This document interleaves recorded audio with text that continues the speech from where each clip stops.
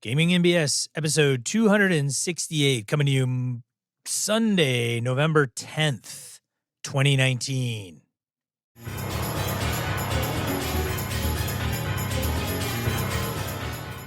Welcome to Gaming MBS, a tabletop RPG podcast. I'm Sean. I'm Brett. Welcome to the show, folks. Glad everybody's here. Glad everyone's on board. Sean, how the hell are you, man? I am doing fantastic. How are you, Brett, Mr. Hunting Season? Not too bad. I was out a little bit yesterday.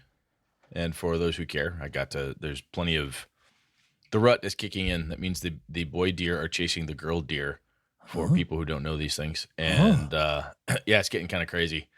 The boy deer are very aggressive. I could tell by the speed at which some of the does sprinted through the woods. I'm like, yep, they're being chased. And there would come the buck. So kind of funny. Huh. It's good time to be out there. It's not like freezing cold, but it's nice. Mind clearing. It's nice to be out. I'll take your word for it. Did the snow melt over by you, dude? Yeah, there's no snow around here. Yeah, I have a little bit in like the pockets, but I think it's going to snow again soon. It's going to freaking freeze our asses off in the next couple of days. I heard, my wife read somewhere that if everything goes as per the forecast, that it'll break over 170 records across the country. That's a lot of records. Yeah, that's a lot of coldness in flipping November.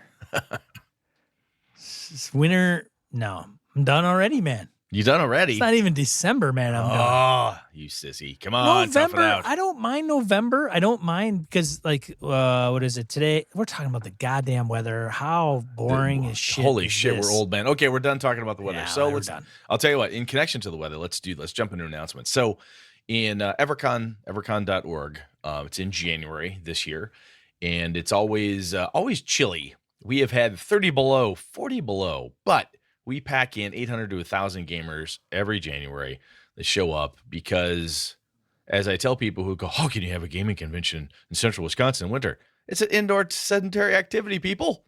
Gamers will come out of the woodwork if they know they have a place to go that is warm, has food, and great gaming. So there you be. Check us out, evercon.org. We have a number of BSers are running games. We've called this out before, and last count, I think I'm topping 216 events already in. We've got D&D Adventures League coming on strong this year. We've not had that before. People kind of dabbled with AL up in my neck of the central Wisconsin woods, and it looks like it's going to come and see if they can get a good push out. I think they might be, let me double check. I think we got Epic. So yeah, check it out, evercon.org. Some cool stuff coming. I know guys like Kevin, Corey, and other folks that are friends of the show are going to be running games. We've got everything out there from Astonishing Swordsman, Sorcerer, Hyperborean. I think there's going to be some Cthulhu wonderfulness out there, all sorts of goodies. So, again, if you're a BSer and you like running games at Con, I would love to see you there. And again, having you running games would be awesome. So, Sean and I were talking before the show, and November is a son of a bitch for me for scheduling because of hunting trips. And I said, hey, Sean, by the way, the next 2 weeks, the next 2 Sundays, I'm out. And he's like, crap. So basically, we're going to take a short break. I'll be back on the 24th. So that's Sunday or Monday the 25th. Sean and I will record one of those evenings, and then we'll have another show there. So not too long, about a week, maybe a 2-week long break. But Sean's got a birthday coming. We got Thanksgiving holidays. We've got, I think you got a wedding anniversary. Is your wedding anniversary coming Wedding up? anniversary, Yeah. We got a lot of busyness now. And we don't often take breaks. Last time we took a break was a few years back, accident time. But other than that, we're pretty much on it all the time. So we'll be back. There's nothing that is. There's no pod fade happening here, people. No, if we decide to wrap up the show, we'll wrap it up. We'll give plenty of people notice. Oh, yeah. I think maybe episode 500, maybe. I don't know. Who knows? We're not. It's just more time of year. It's the end of a TV season, and ours happened to go 267 weeks. Yeah. If you miss us that much for the little over a week we'll be out, just remember you have about 270 hours of gaming BS you can dig into from the back catalog through current. Each show is about an hour long, and there's 268 of them, so there's a lot of talking out there. Yeah, Anyway. we'll be back. It's no big deal. We'll be back. We'll recharge the batteries and get things cranked up to 11 again. Perfect. Yeah. Any other announcements, man? Oh, no. No, let's go into random encounter. Random encounter. Punch it. All right. Random encounter. You can start. You want me to start? You do that. Matt V comments on tracking PC wealth and more. So on tracking player wealth. Player wealth. Ha, Matt. I like Player character wealth, Matt. Because otherwise, yeah, we're not tax people. We're not the IRS. No, we're not tax man. And I've found that if you ask people, hey, what's your net worth at the table, they get a little cranky, and rightfully so. Bad Very idea. uncouth. Very uncouth. Do to not keep do track that. of player wealth. We'll assume in this case that Matt is a savvy person, which we know he is, and he means player character wealth. I love the idea of abstract wealth systems, but in my opinion, they don't work with all games. Yeah, I can understand that. I was first introduced to it in D20 Modern, where it works pretty well, but it is rife for abuse. The reason being, in my opinion, is that abstract wealth systems are easy to manipulate and abuse. I have yet to see one that wasn't easy to manipulate, but I haven't been exposed to a huge number. It wasn't too bad in Modern because gear caps were relatively low, but caused some problems in D20 Future as gear was significantly more valuable and useful, higher gear cap. The issues in my mind that make abstract wealth difficult are: how important is gear? If gear is important, it becomes harder to abstract wealth. Pathfinder 3rd Edition and Shadowrun are perfect examples of this. Gear is so vital to your character, can basically be scaled to infinity, and it's generally assumed you have access to gear. I've never maxed out gear in any of those systems, and your gear is as important, maybe more, as your level/experience. There is always more stuff to get. I think that makes doing an abstract wealth system very difficult for those systems. The lower the cap on gear is, the less this is an issue. I think for many of these types of systems, you could abstract lifestyle, but you do well to keep money to deal with gear. The other is, if resource management is important to play, Mutant Year Zero, Torchbearer, and Red Market are the most obvious examples. In those games, resource management is a major part of the system. To abstract that is to gut a major portion of those games, and actually an important aspect to the experience. At that point, why play those games? So in my opinion, abstract wealth is excellent if it works, but it's not a one-size-fits-all solution. I've been trying to develop a really good system for it myself, but haven't. I've been considering doing a mixed lifestyle for where you live, renting cars, meals, but a harder currency for purchasing gear. There's also a somewhat abstract, such as how Cypher system uses gear in tiers, although in practice, all their settings actually use hard currency, so I'm not sure it'd actually work. It works nearly perfectly for Fate. Of course, resource management isn't an issue, and gear plays no role whatsoever, so it fits my model perfectly. On whatever this episode is, wrong group, I just recently had this experience. We had a guy, so he's on to another topic, by the way. We had a guy who had been with us for our last 2 campaigns. About 6 months ago, we switched to Shadowrun. The game's been significantly less combat-oriented. About a third of our runs have had no combat, while another third have had a single encounter. He checked out a short while ago, and I think it's largely because it's not as combat/action-oriented and has a bigger focus on social/investigation than the last 2 games. Another player who usually plays Bruisers complains quite often about how useless he is. He won't quit too, but not every player is adaptable to all types of games. I also like Brett. Well, thank you. I appreciate that.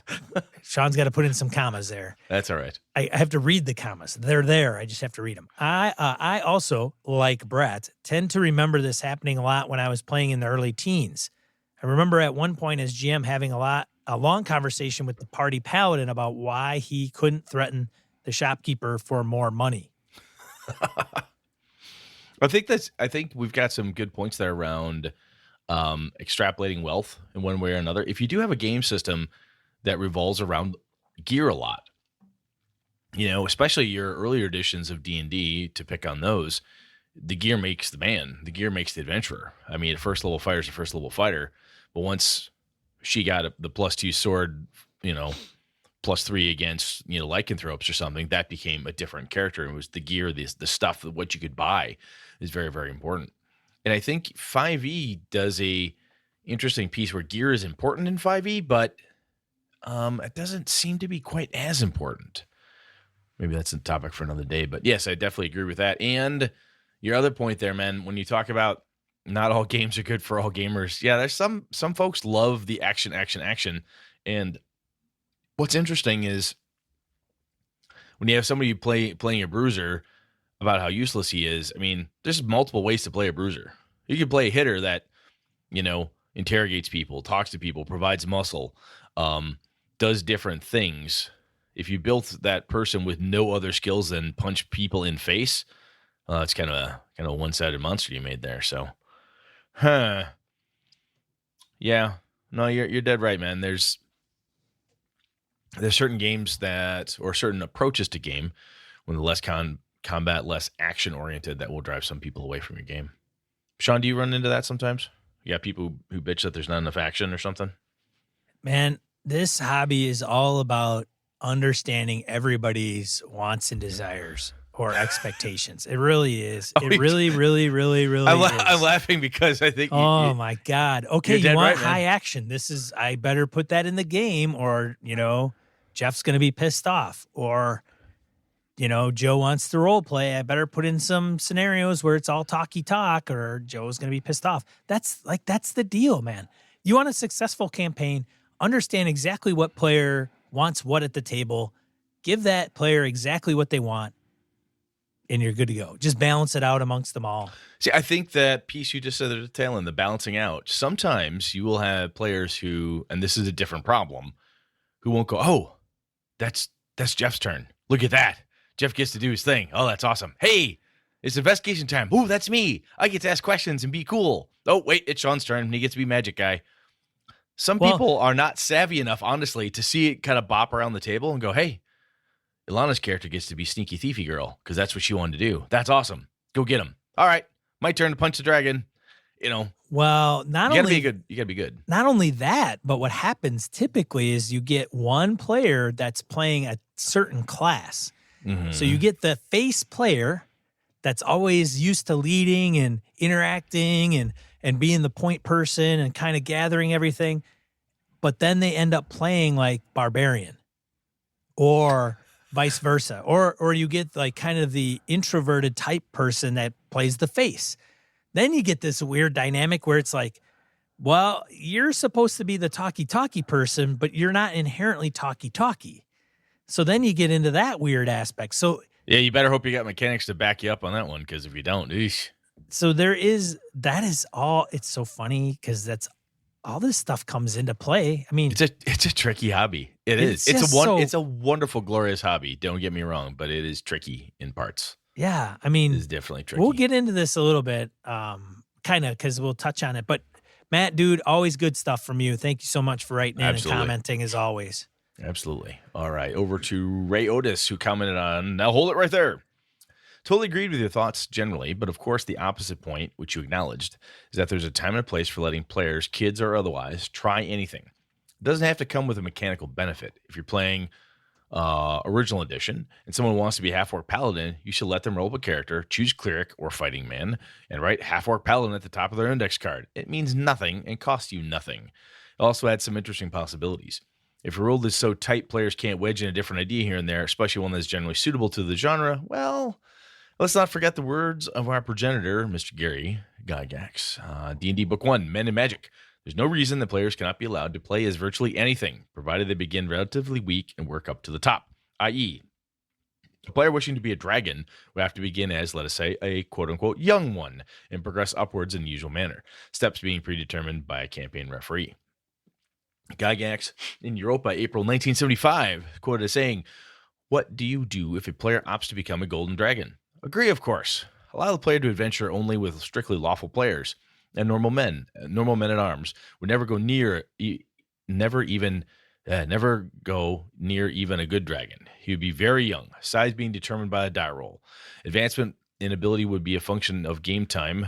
The dragon would normally take about 4 years to grow to its next level. An accumulated treasure, let's say for every 100,000 gold pieces of gold, or its equivalent, the dragon in effect gains an extra year of growth, counting magical items, which go to the horde is fairly high in gold value. Well, the player will be quite advanced at first. Those who are playing more usual roles will surpass him rather quickly, and this way you'll not find a gold dragon dominating. Roll with it, baby. Gygax didn't say that. I did. And Steve Winwood, of course. He said it too. Ray. So go. So it's funny the way Ray put this too, and this goes back to Kojo, and some people were not overly enthused with Kojo's approach to saying, "Hey, Johnny Jr., you can't be doing that crap," right? Yeah. Which I think the last time, in the most recent episode, with Kojo coming back and kind of clearing things up, it almost sounded like there were players that were more problematic than anything. Like, which is what you and I talked about, and we both I bet you've got some problem players there, buddy. Which is what he had. Right. But it's funny because Ray says, but of course that's the point. Totally agree. Blah, blah. Is that there is a time and place for letting players, kids or otherwise, try anything. Yep. Grat. It doesn't have to come with a mechanical benefit. Yep. Sure. Blah. Okay. You should let them roll up a character, choose cleric, fighting man, blah, blah, blah. It means nothing, costs you nothing.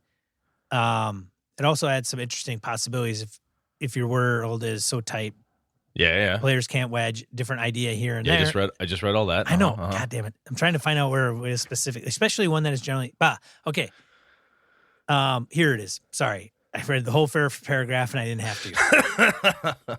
Maybe I'll edit that out. I don't know. There is no reason that players cannot be allowed to play as virtually anything, provided they begin relatively weak and work up to the top.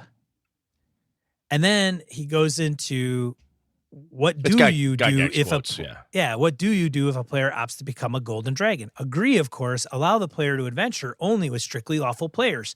So it's like you're going, so this isn't the reason I'm picking on Ray isn't because of Ray, but it's because some people actually think this. And then what happens is they would be the first to say, well, you could just let a player do it, like a character do whatever they want. Let them do whatever they want. But wait a minute, but only allow them to adventure with lawful good characters. So there's like, do anything you want, and then there's restrictions. Because it's because you have to have balance, because you have to balance it out in some weird way. Well, maybe, or it's the same reason where it was like, where was I read a thing on Twitter. It was, it came up in our thread, and it was, hey, what do you do if you have a party full of murder hobos? And I'm like, you got to hash that shit out, man, or you're going to be like dating somebody you don't want to be with. Yeah. Because that's you're gonna be game with this pack of jerks. Hey, maybe every week, every month, and you're stuck with them. Don't be murder hobos. Well, then everybody else is like, well, just tell them there's repercussions for their actions. Okay, great. So let's take that stance for a second. Mm-hmm. Okay, Brett is murder hobo player, and I say, great, Brett, fine. Okay, you just killed somebody and you took all their shit. Now, a couple days later, your face is on wanted posters. Yep. All the city watches after you, and you could go like, well, that's effed up. What? Why? How? Like, I was all sneaky. Like, I left. No, I see how you're doing it. You just don't want me to be murder hobo. So you're throwing the army at me. I see how it is. Yeah, there's... Right? So I'm like, just tell the freaking players, like, here's kind of the deal. Establish it up front. If you behave like these are the things that will happen to you. Yes. If you do this, bad shit will happen. Bad shit usually happens about 3:30 in the morning, just so you're aware. Right. Right. So when you're carefully woken up in the middle of the night, no armor on, and I will kick your ass. Yeah. But you know what I'm saying? But what happens in those certain situations is the players will get perturbed because then they'll feel as though the game master is coming down on them. Revenge of some sort. The game master doesn't want me to play like that. So they're punishing me. They're punishing me by throwing this shit at me. That's bullshit. That's bullshit, Sean. Excuse me. Yeah, no, it's... Screw this game. I'm out of here. There's a... It's like, we've talked about this a billion times, and other people have too. It's hard to cover all the bases, but sometimes in the middle of it, you stop the game and say, look, if you do what you're doing, bad things will happen to you. Well, what do you mean how bad, Sean? I'm telling you It's true. that you're going to end up on a wanted poster. People are going to hunt you down, and you'll be wanted for murder in this town and possibly within the kingdom. Is that what you're trying to go for? Well, no. I'm telling you, that's what's going to happen if you continue your course of action. Sometimes you break the game, you stop, you completely record scratch. Yeah. Look, dude, lady, sir, madam, whomever. Man, the point is, if you go this way, this is going to smack you. You sure you want to do that? Because I'm telling you right now, we talked about, even if you didn't talk about the beginning of the game, your session 0, whatever, you can come back and go, hold on a second. If you murder this nun and all of her charges because you saw she has gold, really? That's what you're going to do? Sometimes shocking people with the repercussions before it happens helps. It does, and I don't believe you have to have a lot of session 0 to do that. I think you don't. Some of this is going to come about during play. Yeah, and don't let it happen. You see it happening. Right. Now, there's somebody out there who is a newer game master. Yeah. And that person's going along, and they're going to do something crazy. And Alana or AJ, my 2 younger kids, are like, I didn't know that would happen. Aha, you learned something. Don't let it happen again. Because we're all going to make mistakes, and that's totally fine.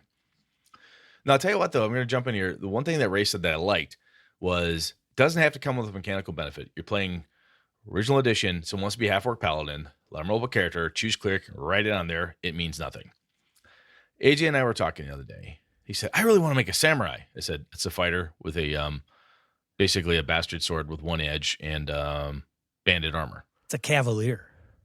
He's like, yeah, but I have to have a code. Yeah, you can have a code. I said, you don't need anything, but you don't need special rules for that. You don't need rules that say I have a katana I can cut through a tank. You don't need that. You don't need to have special key powers or whatever. It's just a fighter. It's a fighter who looks a certain way and behaves a certain way. Yeah, you can just be a fighter. Yeah, act like a samurai. Yeah, and you're a samurai. He's like, oh, have your own code, have your own ethics, have your own morality, blah blah blah. Yeah, and he's like, I never thought of that. And I told him, I said, this is one of the things that irritates me about class bloat and different bloat within class and race and so on. I need to be a valley elf, a wild elf, a forest elf, a mountain elf. You're like, for fuck's sake, just be an elf from the mountains. How hard? Why do you have to have I want to basically be a dwarf who's an elf. Oh, for God's sakes, what are you doing? Do you really need to be, ostensibly, a cavalier is either a paladin or a fighter with a code of conduct and nobility in their background. That's it. No, you don't. But there are some folks that need it. Oh, some folks love it. And they may not even need it, but you're right. They love it.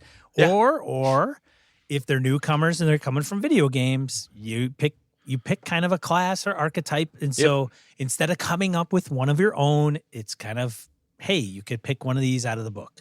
Mm-hmm. But I agree. So that's the beauty of our game, ladies and gents. You can kind of do whatever the hell you want. Yeah, you I can. mean, as long as everybody's like cool with that, man. And I think there's a difference between a one shot for a birthday party, a one shot at a con. Yeah. And with pre-gens and so on, or my campaign. Right.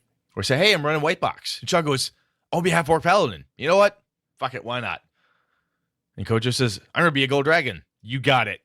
Why not? We all, oh yeah, let's go crazy, man. Let's just make crazy ass characters. All right, cool. And then Eileen's like, I want to be a drow elf. There's no rules for drow elf. And whatever, sure, you're a drow elf. And so-and-so wants to be, sure, why not? Right. Fuck it. Right. It's a campaign that we're all in charge. We all agreed. So there's a lot of different pieces and parts to this, but Ray's points, I think are valid. Yes. Absolutely valid. They are. And the crazier you get, we talk about Gold Dragon, I would read that and tear it down to Gygax saying, all right, you want to do that? Back to our example of murder hoboing. Here's what's going to do to you. Yeah. Because to do that, I can't let you be a huge ancient gold dragon in human form. It ain't going to happen. So we're going to level this out, and here's how we're going to work it. Oh, yeah, I don't know if I want to be a gold dragon anymore. Oh, okay, then. Off you go. Yeah, it'd be the same as saying, I want to start as a 20th level fighter or whatever. Mm-hmm. Or saying, I'm going to kill this nun and take the money from the poor box and want to, turn all the kids and orphans into my slaves. Are you sure you want to do that? Let me tell you what this setting's going to do to you, you dumbass, as soon as you do that, right? Yeah. Sometimes shocking people with, well, guess what? The world's alive, and it beats your character down and cuts off his right hand and gouges out his left eye because of what he did. To your point, Sean, some players are like, well, that's not fair. It's just revenge. You're just beating me up. You did it on purpose. Now you got it out for me. Yeah. Oh, railroad.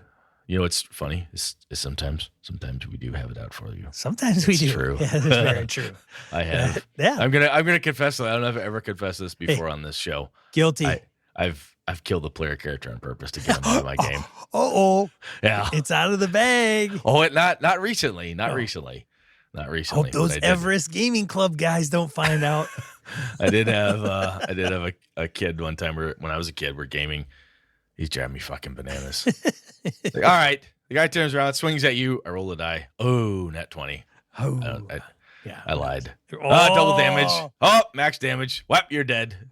Aw, carry on. Can I make a new character? Not yet. I couldn't stand him. He was just super annoying. It's happened.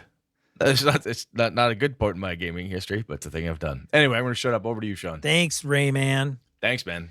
Welcome, new listener, Josh Beckelheimer. Welcome, Josh. Absolutely, man. Yeah. Glad to have you on board. I just recently discovered your show and have listened to some of the most recent episodes. I am now going through older episodes that pique my interest, such as episode 251, Never Prepared. I am used to running games with no preparation. When I do, I often use Swords and Wizardry, white box, because everything is already stored in my head, and I often create unique monsters on the fly, so it's always a different and unique experience. And they tend to be one-shot, so sometimes I will say, just roll your stats in order, 3 to 6. Tell me your gear and your level 4 with max HP at level 1, so roll the rest. And I always start the game in the middle of combat or danger.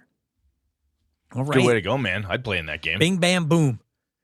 Sometimes I will change up the system to World of Dungeons, which is a 2-page dungeon world hack. I do have to go outline. I will use some. If I do have to go to outline, I will use sometimes. He has an outline he uses sometimes. Yeah. I used to create 1-page adventures for Swords and Wizardry, and then one I would use often is the Siege of Krasmir. I encourage players to take risks and be dangerous because if they die, they can roll up another character and just be another villager defending their town. Love the show, and I'm glad I recently discovered it because now I have so many episodes to listen to. I like what Josh is doing there. I like the idea. One of the reasons why Swords and Wizardry white box is helpful. One of the reasons I like BX, I've been rereading my BX rules, and they're elegant. They're simple. They're really, really fast. A game system you have that level of mastery of, whether it's, I know people that know Pathfinder like the back of the hand. They can just rattle stuff off. And like my buddy the Alphanomicon, he's just awesome at it. Now, that said, it's regardless of what it is, the fact you've got that level of mastery, you can roll that shit out there and make it work with little to no prep. That's pretty cool. That's very cool. Yeah. All right. Thank you, Josh. Over to Charlie Benson. Emailed this in. Okay. My name is. Here we go. Oh. Okay. My name is Charlie, and I'm one of Jeff Hull's coworkers. Like Jeff, I'm also an RPG gamer. I enjoy listening to your podcast. He's a friend of the Jeff? Yes, he's a friend of my buddy Jeff. It gets even. He's not only a friend, but keep reading. I think you'll find this part to be funny. On Mondays after gaming, Jeff will come to work and start complaining about how the DM treats his paladin. Yeah, and how unfair he believes it is. So not only is he a friend of Jeff's, but he works with him. This is awesome. Yes.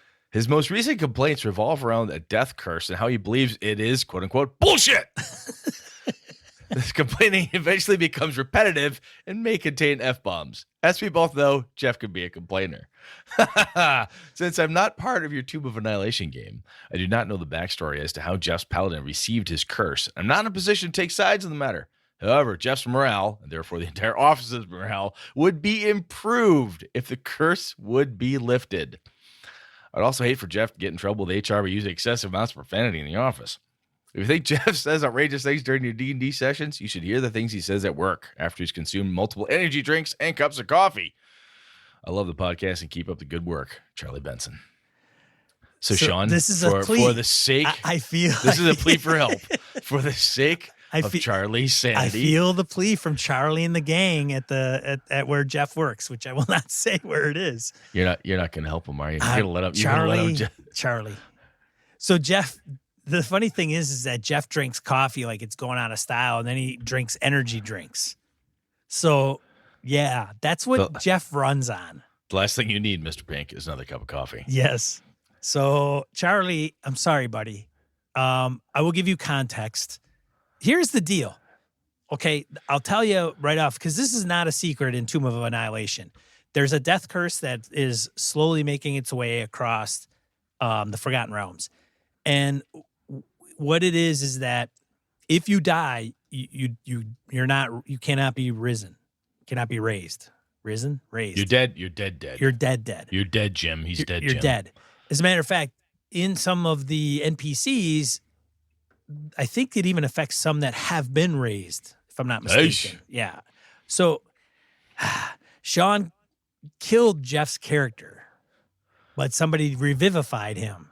Wait. Sean killed Jeff's character, or did Jeff kill Jeff? Sean. Well, are you taking full credit for this murder of a player? I think it was a mutual understanding. Okay. As in, he had no more hit points left. He kept whacking him. I did do that. Keep going. So by rights, Jeff, and I don't know if he's even going to, he might listen to this show now more often since he came to the con, but he was not supposed to, like when he was dead, he was supposed to be KO'd. I mistakenly let the cleric revivify him. Sean forgot. Sean made a boo-boo as a game master. So as Sean would do in game to try to correct that. So that's what I did. So Jeff's all pissed off because I'm not letting his character just be back to normal. So you're revivified. Everything's good. And Jeff can be happy. And he could skip along into the sunset because his character defied death. No, Sean made a mistake. So Jeff will pay for it. Jeff, you died. I'll meet you halfway. So I, talked it over with a few people who will remain anonymous and say, all right, Jeff, when you level up, you only get half your hit points. Or when you level up this time, you get no hit points. Oh, and by the way, your constitution drops by 1 point. Oh, and your constitution drops by another point. It is by dint of the fact that his character has such a strong and powerful faith that he's able to strain against the shackles of this dreaded curse in order to right the wrong on the land. I mean, that's pretty powerful stuff, man. Jeff is an exceptional role player, Brett. I know him to be just this great player that he can adapt to absolutely anything. So it doesn't take the almighty, powerful, flawless player character for Jeff to succeed as a player. I like this. I like what this is. I need to see this game so I can witness this. The fact that he's been complaining to Charlie at work just seems so uncharacteristic of him. But I know deep inside him, he's going to be triumphant, Brett. I don't see how he can't be. I've met Jeff. I have spent time with Jeff. There's no way he can't win. He's going to win. You can't keep a good Jeff down. No, you can't. No. You can't keep a bad Jeff down. Not this guy. No way. His paladin will either go down in a blaze of glory, or who knows? Maybe he'll become a Death Knight. Who knows? I don't know. No, it's good. No matter what it is, something good's coming. But Jeff has to understand that I know him better than he knows himself. I see. And he should not be getting down. You see inside him. You see that eye of the tiger right there. I do, man. It's there. He just doesn't see it. Yeah. Like I'm Apollo Creed, man. Coming to him. That's where I'm coming to. I'm coming to him as Apollo Creed and saying, man, you can't like throw it all. You can't throw the books in the snow again just because your guy's losing con and not gaining hit points, and you can't give up. Eye of the Tiger, man. Eye of the Tiger, man. I want you to play Eye of the Tiger at the next game session. I want that soundtrack rolling at the next game. And if you I want to get him pumped up. And if you encounter a player at your game that gets completely and feels completely and utterly defeated, you look them right in the eye and you tell them, "Get up, you son of a bitch. I didn't hear no bell." And with that, Charlie, thank you very much for writing in. Awesome. Let's get to the main topic, Brett. Let's do it.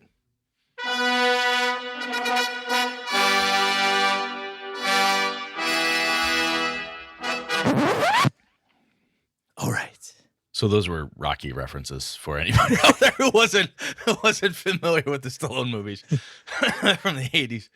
All right, topic. So Sean and I, we often talk about mechanics, settings, options, features. We just went through a bunch of them here.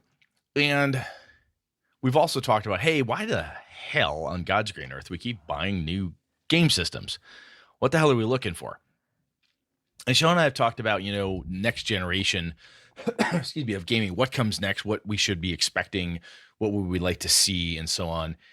And one of the things that has kind of got me wondering is what the hell are you really looking for, Sean? What the hell am I really looking for? When I look at a new game, I was at Gary kind of a while back. I picked up a book about Norse mythology. It uses runes and colors. It looked really interesting, but I went, and put it aside.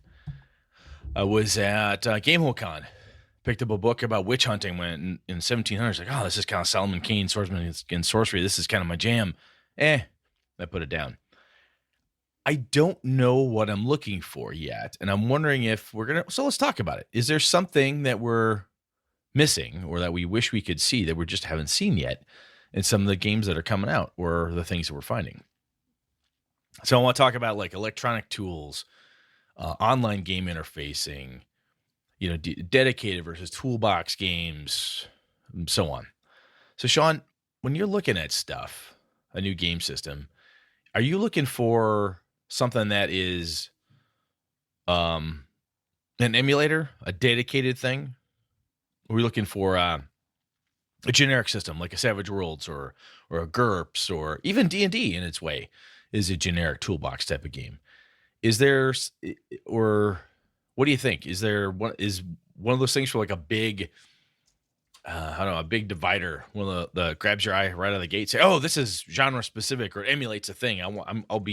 That gets my foot in the door right there. You got nothing?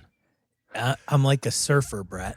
Are you? Okay. I'm like the surfer that's surfing I'm looking for the ultimate ride.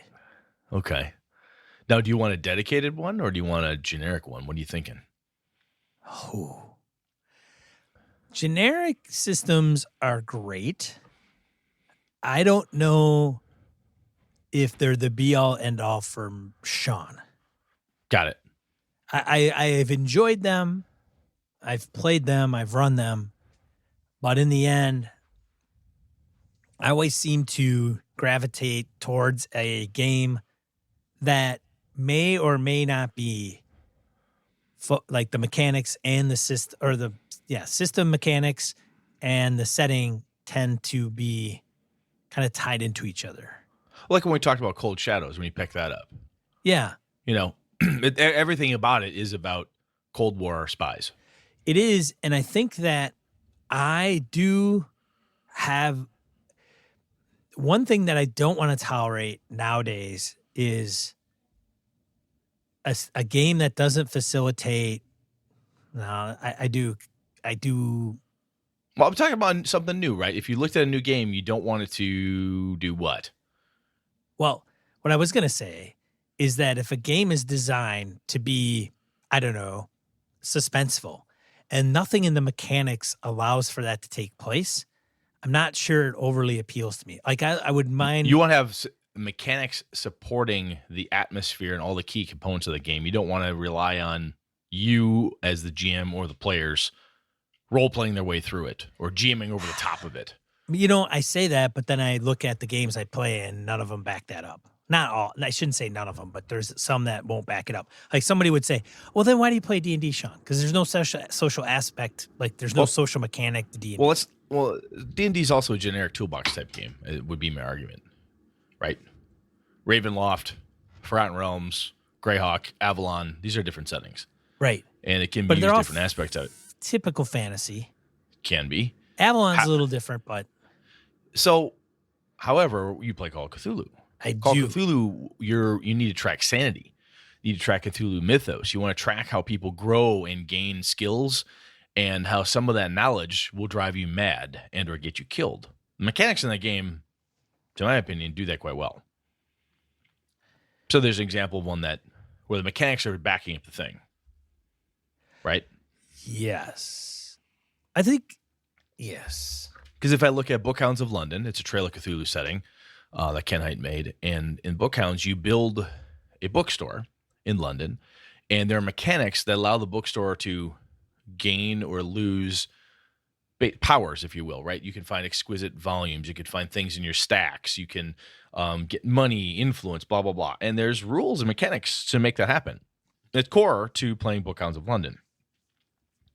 Instead of just saying, hey, you own a bookstore, and and that's kind of where all the adventures start from. It gives you reasons and character classes and things that kind of, or professions, I should say, that kind of feed into it. So I think I'm with you, man. D&D is the one game that I don't mind being my generic toolbox game, because I love Dungeons and Dragons, and I don't know why. Maybe it's because it's my first or whatever. So if I set that aside, other game systems that I have that I really enjoy, Trail of Cthulhu, Call of Cthulhu, even my Delta Green, much the same, my vampire games that I used to play. Christ, I'm losing some of the other ones that are on my shelf. But DCC, for example, Dungeon Crawl Classics evokes and has mechanics for that feeling. When you're playing Dungeon Crawl Classics, the mechanics enforce the feeling that they're trying to get. You know what I'm saying? Yep. So I'm with you there. I'm with you. I like to have, and I know somebody out there saying, Brett, you always say fuck the rules. Da, da, da, da, da. Yeah, I get it. But the core mechanic and the main driving pieces behind those systems are there to enforce the game. And that's what I'm looking for too. I like that. So let me ask you this one. Do you care so much about the type of randomizer used? Here's the thing. This goes into kind of gear at the table type of thing. I like dice, and I'm not one for playing cards for initiative, chips for bennies, boxes for this, dice for that other thing.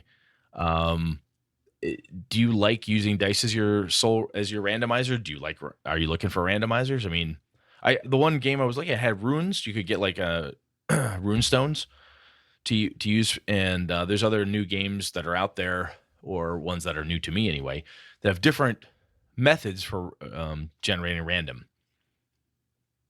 And if it's not dice, I tend to go Well, what do you? Yeah, I would say I'd lean on dice, but the thing is that Fantasy Flight's games are you would consider them dice, but they have different symbols on Good them. point. Very good point. Yeah. Now, does that turn your crank when you see a new game out there? Like, hey, you know what I'm looking for? I want a system. I want a setting and mechanics that support the setting in all the right ways. And I want funky randomizer, like Tiddlywinks pickup sticks. I want tea leaves.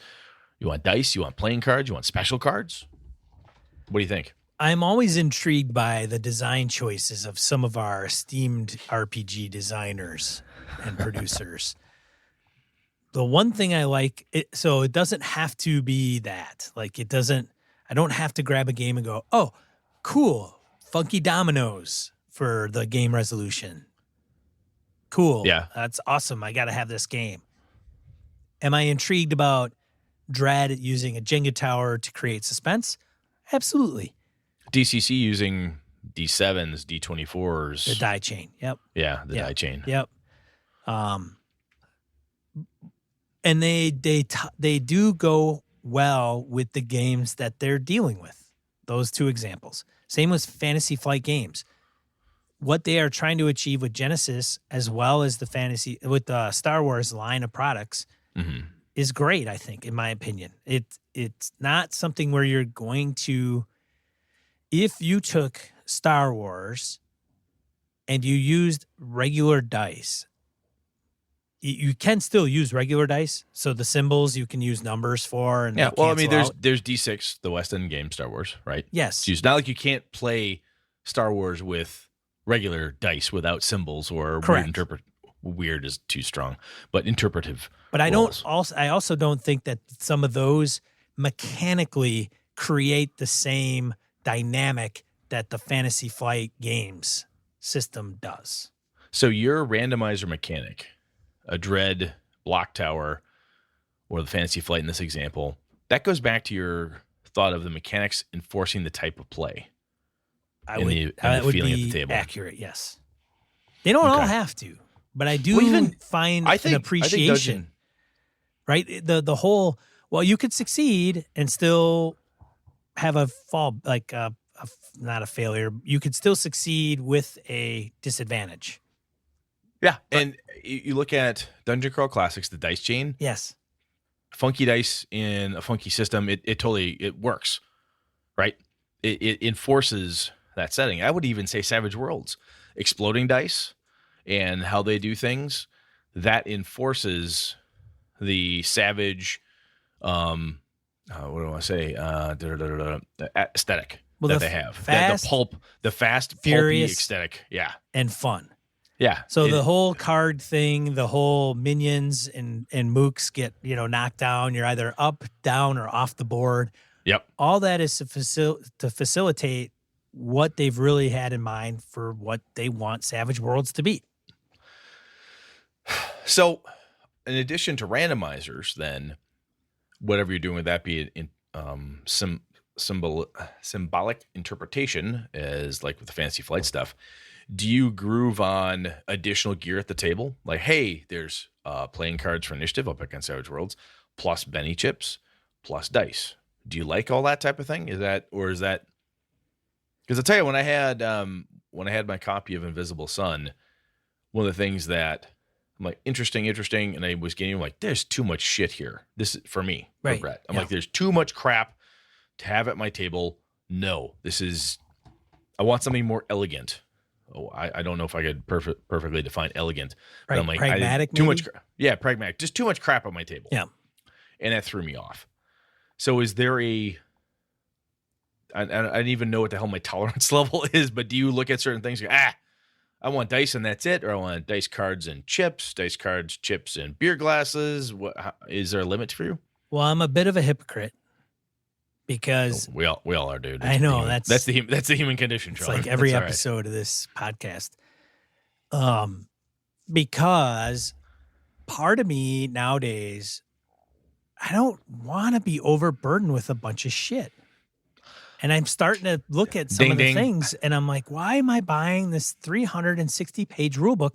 And why is 360 pages the marketing piece? Hey, look at this. It's over 400 pages of goodness. No, it is. It's 400 pages.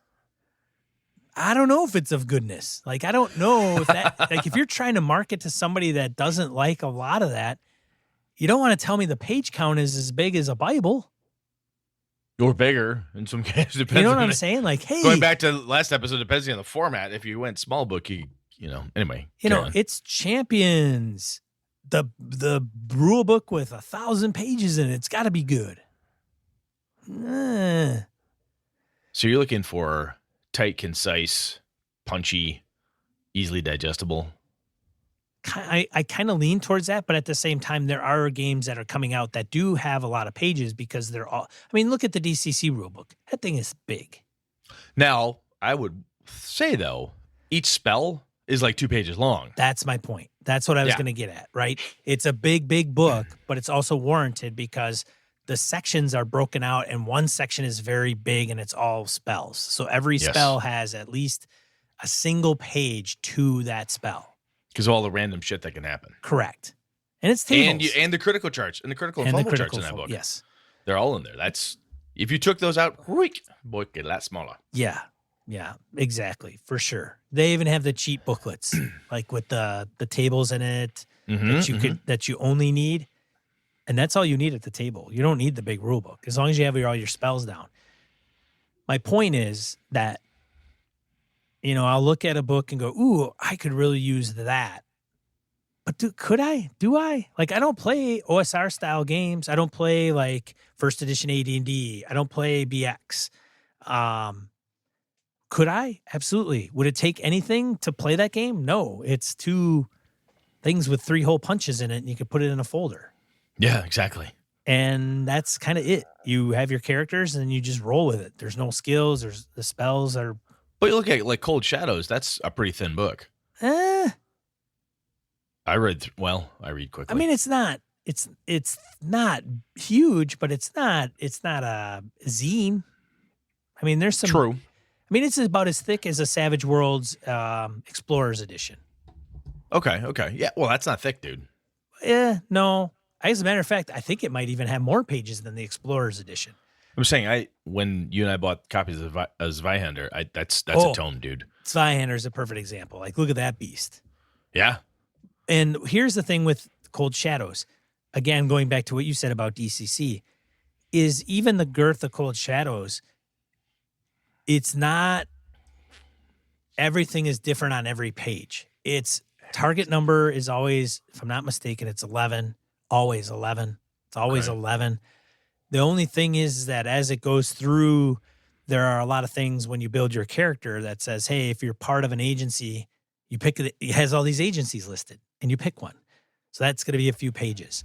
Then you pick a bureau that you're going to be or a division that you're going to be a part of, and they're all listed. So depending on all those, you add traits to your character. So a lot of that book is dedicated to a specific kind of thing, where if you take let's go Delta, even Delta Green. Yeah. You get both books. Right. The player's book, the core rules of it, that's tolerable. Yeah. The Handler's Guide is bigger in its history. Now, I love Delta Green. I've been following it for years. So seeing what they did, how they brought things up to speed, it's great background. But if you didn't have that book, you could play Delta Green. Well, as a matter of fact, I have what is the DM screen thing? Oh, yeah. Was it Need to Know or something? Need to Know. It is exactly that, Brett. Need to Know. So Need to Know you could buy. That comes with the GM screen for Delta Green. It comes with, I want to say, Fast Play rules. 4, quick start rules, and 4 I pre-gens. bought the PDF of it. Yeah, and 4 pre-gens. So literally, that's it. Like, all you need to play that game, literally, it says is this. But if you want to take it further and all this other stuff. I like that idea of being able to having a game system that the thing that attracted me to Savage Worlds at first when I looked at it was, this is it's pretty light. Yes. Read. I got it.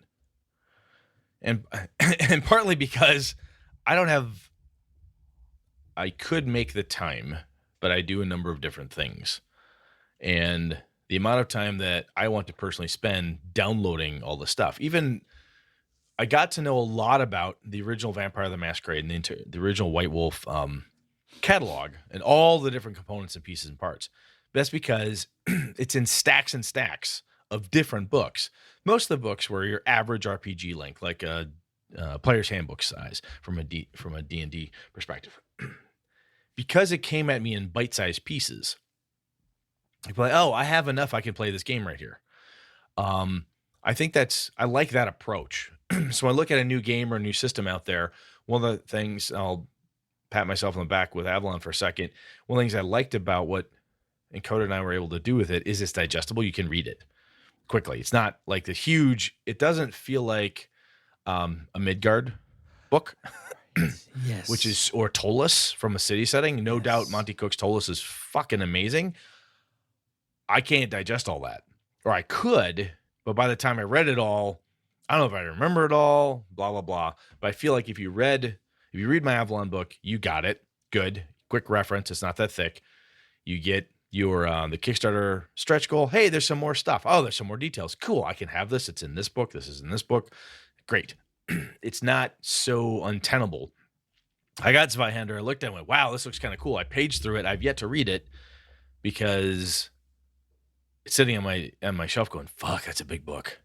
It's going to take a while to get through it.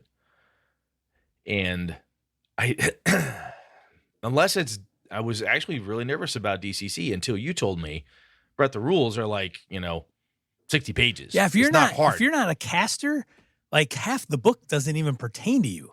Yeah, and just because it's an all-in-one book, so it has all, and that was the other piece. That book has all the rules, the player stuff, the magic stuff, and all the game master stuff and monster stuff, and hits and fumbles, and you're like, oh, it's full of charts and blah blah blah. page, flip. Oh, here we go. Here's the skill section. Flip. Oh, here's the thing about how to make monster encounters. And it's not that hard. I actually buzzed through that book pretty fucking fast. Yeah. So I think a speed of consumption is big. I want to be able to grab it and go because I have so much stuff right now. But if I'm hip to buy the new thing, I buy it. I want to be able to digest it and get it to my table as fast as I can. And I think I'd be willing to play and dink around with alternate randomizers and more gear at my table if I could digest it all quickly. And that was the thing that Invisible Sun threw me with. One of the multiple things was I have so much to digest and so much crap to bring to the table physically. It's not going to work. It's not going to work for me. Yeah. So yeah, I think we're both agreeing on I want the mechanics to enforce what's going on, and I want to be able to get it to the table as quick as possible. I'm reading Modifius Star Trek briefly on and off again. We played it a little bit with Jimmy and Doc and the gang. Mm-hmm. And I think there was a lot of things that we screwed up and as a matter of fact, I think Jimmy pointed them out actually as the game master. There were some things we weren't doing properly. Okay. Which probably led to it wasn't a bad gaming experience, but if we had known it better, it probably would have went smoother. Or sometimes you feel, oh, that felt clunky, or right. Oh, fuck, we're missing. Oh, that's why the combat was so stupid. We completely forgot the knock 'em out rule. Oh, shit. Right. Now I'm rereading that. It is a decent size book, all encompassing, but they have some splat books, and I'm like, I really, really don't want to buy any more splat books. Like if I run a game of Star Trek, because Jeff is a Star Trekkie, he's a Trekkie through and through.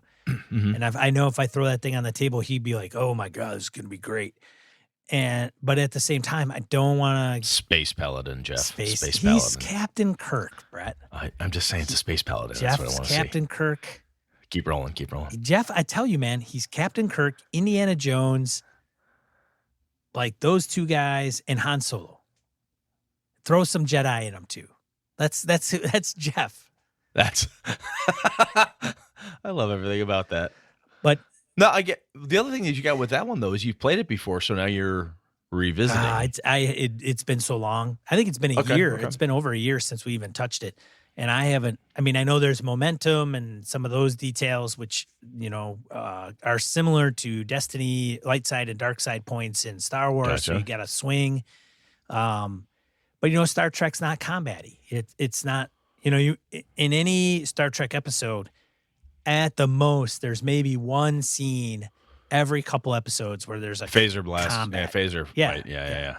And that's kind of or a two-fisted karate chop to the back of the neck. Right. Yes. It's 2-minute scene, like people getting thrown to the wall and somebody gets knocked out. But the whole point of my thing is that it's a decent sized book. There is some splat books, but I have no interest in getting the splat books. If I run a game, it'll be just based on the core book. If somebody else wants to buy splat books and go, it's got this cool class in there, it's a cool race, that's fine. Even the Star Wars books. Like I haven't bought every single book that's come out for Fantasy Flight Games Star Wars. I've bought I think almost all the adventures and a couple expanded settings, but I haven't bought because they have a lot of splat books for every one of those. I'll tell you, man, speaking of hefty books that aren't that hard to read is the Astonishing Swordsman and Sorcerer's Hyperborea. It's a big book. The second edition, big goddamn tome. It's bigger than DCC. The rules aren't that hard. It's first edition AD&D, better explained than the original ones. It's actually pretty quick. The rest of it is like setting stuff. And, you breeze through it. Oh, where are you? I'm in Comoria. Where are you? I'm over in this part. Oh, I'm on the Plateau of Ling. Oh, I'm over here. I'm over there. It reads pretty quick. The original box set, I breezed through that really quick. He has Jeff Talanian put out a player's guide just to take all the different. There's a ton of classes and races and things you can do to make your character. So there's options. Once you get past that, the rest of it is the rules done. Read the rules, good to go. I'm off and running. The rest of it is setting and flavor. And for me, setting and flavor is buzz. That I read really rapidly, especially if I know that I'm not sorting through the setting material for rules. Once I've digested the rules, the rest of it is like zip. I can go through it pretty quickly. At least I can with that one anyway. That one Again, big book, but it felt to me like a DCC thing. Like, this section is important to read. The rest of this I can read at my leisure. I don't need to read this to play in this game. Right. And being able to do that, I think, can be pretty handy. I like that. Okay. Kind of being having the system, the book divided so you can go at the right stuff. Yeah. Something we like. Yeah, that's another thing that I'm a bit of a hypocrite about too is, do I need another fantasy game? Do I need D&D? Do I need Swords and Wizardry? Do I need Labyrinth Lore? Do I need Zweihander? Do I need DCC? That's another thing I've been consciously battling for a long time. Oh, same, brother. I've literally sat there and went, okay, I could get this. No. I had Labyrinth Lord, a really kick-ass looking cover of Labyrinth Lord in my hand. I went, wow, this is pretty cool. I have BX. This is Labyrinth Lord. It's really cool. I have BX in my head. I hear this. I'm like, I have BX, 2 different hardcover prints of the original books, both of them, and I have PDFs. Yeah. I don't need this. I don't need this. Yeah. Put it down. Yeah. Instead, I went and bought Borrow Maze. Instead, I can use BX and I can use Borrow Maze. It's a setting. That's fun. I can take the thing I have and implement. Yeah. All right, man. So another one for you here is when you're looking at a new system or something. We talked about this when we had Darcy and Troy on about Cypher System, and we've talked about this with other games. Are you interested in systems mechanics that are giving more power or influence to the players? That traditional, I'm the game master, I set the world before you, I am the final judge and arbiter, or do you like the idea of mechanics that are pushing stuff onto the players? Give them sway over the rules or the setting or the things that occur. I could go either way on that. When I ran Tomb of Horrors at GameholeCon, I had some of the players roll stuff. Like, you roll the damage. I'm not rolling shit. Did you do you go either way on it because you want that mechanic to enforce the feel of the game?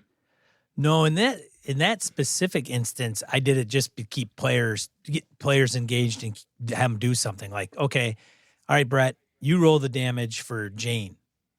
Go ahead, roll. It's 4d10. Roll. Yeah. What's the result? Yeah. 15. I'm busy. I got a book in my hand. I got a bunch of crap in front of me. Do that for me. Yeah. Gotcha. Just cough up 4d10 and let me know what you get. So it's not, to me, it could go either way. All the games that I run are pretty traditional game master players. There isn't, I haven't run Dungeon World where it's, Star Wars, they come up with the positives. The game master's supposed to come up with the negatives.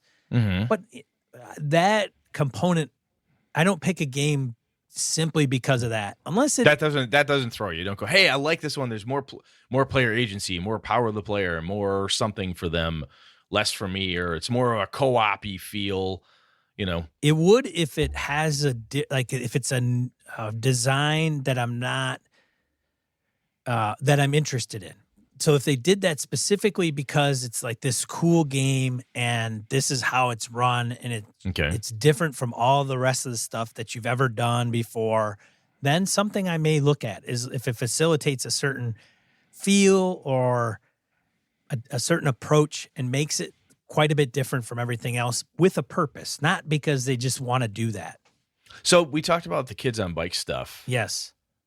And I'm completely forgetting part of that conversation. Do some of those that we talked about, did any of those have that type of the kids get to do X? So the kids on bikes, if you were to start a game, you have the people at the table asking each other questions. So there is an actual in the book, okay, you ask the person to your left this question, they come up with that. And then that person asks the next person this question, and you come up with that. So you're building kind of a town and some of the creepy characters or locations in the town. Dresden Files, the full-on Fate version, if I'm remembering my reading of it, ages back, you build the city together. Okay. Yeah. So it would be something along those lines.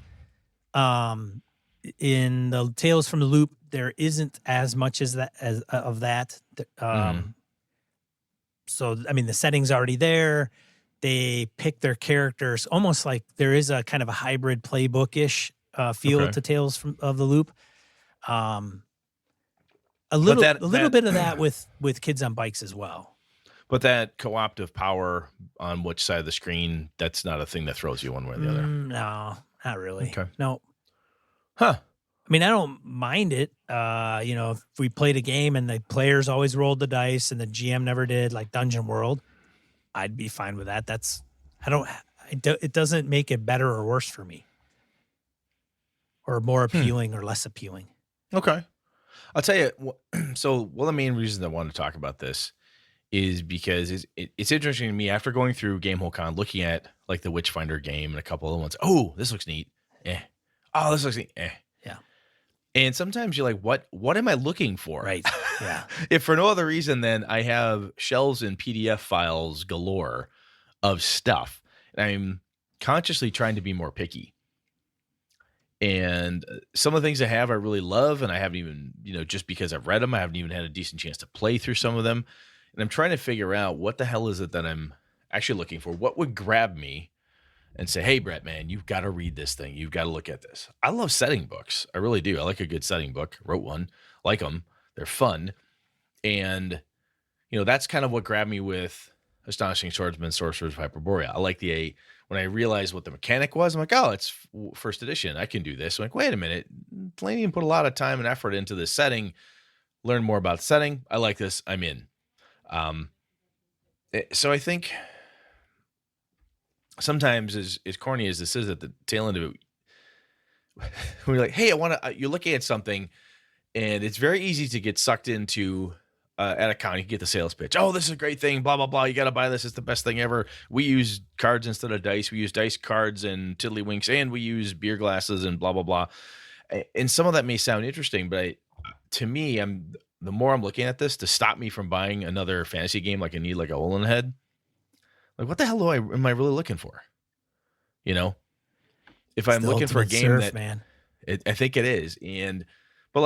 So now I'll see a game. Let's say it has to do with chivalry, Knights and Chivalry. I'm like, I have Pendragon. So unless there's something about this game, about Knights and Chivalry, that really would just blow the Pendragon idea out of the water, it's kind of a meh. Maybe I'll pick up a PDF type of thing. But it's helping me help my budget by trying to be a little more critical of when I pick up a game, go, what do I think about this? And then walk away from it. I bought some of the New World of Darkness stuff when they came out with Changeling and Hunter, and I'm like, oh, this could be cool. And after reading through the New World of Darkness Hunter, when that first came out, I was ready to vomit. I just, it would go on, and it was like reading this random flavor text in the weirdest sections and just, oh my God. And I realized part of my frustration here isn't just, I don't want to get into the lore. I don't fucking care because there's nothing about this that's really grabbing me. This was a stupid impulse buy. I never should have done this. Should have thought about it more. So yeah, anyway, man. So folks, if what is it that you're looking for? What grabs you on a system? Are you looking for something that doesn't exist? One of the things that we didn't even get into is like electronic tools. I know some people are like, I want to play this. There's board games out there that are uber complicated. And now they have kids today. We have apps that will help you, an iPad app to help you run your game, or they're critically tied into it just to speed up play and so forth. And people that play Mansions of Madness, I think, is one of them, and a couple others. And it just makes the game incredibly more fun and faster to play. I don't know if that's a thing that people are hungry for in their D&D type game, your tabletop RPG. Do we need a better online interface for gaming or something? But let us know what you think. What is it that you're looking for you haven't found? And or what is it that really grabs you and you says, hey, if this game had X, I'd be really tempted to look at it. What are the key things you're looking for? I think is what we're asking. Hello? Is it me you're looking for? There we go. All right, let's die roll it up before Do you want to roll some dice? Do you want to go on an adventure? All right. Short one this week on die roll. I just want to put out New Mexicon 2020 Indie RPG Oh, that's right. Con. Yeah. So our friend Matt Bonehoff is putting a Kickstarter up there to raise some funds. It's in its 7th year, I think. It's in Albuquerque, New Mexico, from April 17th to the 19th in 2020. The Kickstarter is fully funded and he exceeded his goal. And it does end the 25th of November as we record this, 2019. So if you want to support the con in any way, feel free to look at that. Obviously, if you're in the Albuquerque area and you haven't heard of it or you haven't gone, you should go and check it out. Or if you've got if you have gamers in the Albuquerque area, they're not sure they know about it, please spread the word. Bonhoeff's a good dude. Matt's a good guy, trying to do his best for gamers in that space. As a guy who helps run a convention, I can tell you when people are like, oh, April next year, that's forever away. People tell me that about EverCon in January. People say that about GameholeCon, Gen Con, every con, no matter how big, no matter how small. Oh, that's forever away. The as we just talked about, trying to be frugal with our pocketbook when it comes to buying new games. I'm trying to be frugal with my time off, people. So knowing what's coming, where it's going to be, and when is awesome and helps me plan out vacation time. So if you're thinking about it, April 17th through 19th in 2020, take a look. Well, so the next episode that we're going to drop is probably going to be somewhere in the weeks of, I don't remember what we agreed to, Brett. I think it'll be the week of, let's see, I'm going the week of the 18th. It'll be like the week of the 25th, that Monday, that week. Thanksgiving week sometime. Yeah. So after that. That'd be the soonest. Or the week of, The week of, yes. Yeah. So otherwise, until then, let us know what we mentioned, what you're looking for in a game. And then are we going to stick to this topic on the next one? No, I think we might have some time because it depends what we get from feedback and stuff. But my operating goal was to talk about PCs operating as a team versus individuals. Kind of that some games have the design. Let's pick on D&D, for instance, where you're a party of adventurers trying to go after a goal together. And back in the day when I ran Vampire or Amber, it was never the goal. You were all for one and one for me. All for me and me for me type of thing. So trying to mix those things together can be kind of difficult. It can be done. But talking about those components. So we might do that, or we'll see if something pops up. Sean and I will do our best to stay in the forums, as always, as we go through work and vacations and other things this month. So, all right. We good, man? We're good. All right. I'm Sean. And I'm Brett. Good night and good game and all. This episode of Gaming in BS brought to you with the help from the following BSers. Graham Minert, Hawk Sparrow, Corey Wynn, Larry Hout, Mark Tasaka, Pure Mongrel, Chris Steele, Ron Bishop, Thomas Hook, Wayne Humphrey, Craig, Brandon Barnes, Laramie Wall, Dan LaValle, Jason Hobbs, Sky, John Hammersley, Old School DM, Perry Besor, Michael Dinos, Jim Fitzpatrick, Christopher Gray, Bruce Cunnington, John Kayward, Corey Gonzalez, Eileen Barnes, Robert Nemeth, Niall Diamond, Howard Bishop, Stephen Dragonspawn, Mark Anthony Benedetti, Eric Salzwedel, The Closet Gamer, Jeff Goad, Aaron Coleman, Ray Otis, C.W. Mellencamp, Craig Huber, Rich Wishon, Old Scouser Roleplaying, Jared Rasher, Andy Hall, David F. Baylog, Harrigan, Melissa Bashinsky, Brian Rumble, Henry Newcomb, Eric Talvola, Husk Carl, Roger Braslett, Mark Sohm, Andy Olson, Chad Glayman, Finolf, Josh Wallace, Mirko Froelich, Joe Swick, Curtis Takahashi, Kevin Lovecraft, Tony Sugarloaf Baker, Jeff Seifert, and Aaron Ralia. For $1 a month, you can get our episodes before the public. Just head over to gamingandbs.com/Patreon. That's Patreon. Thanks, BSers. This has been a Litterbox Studio production.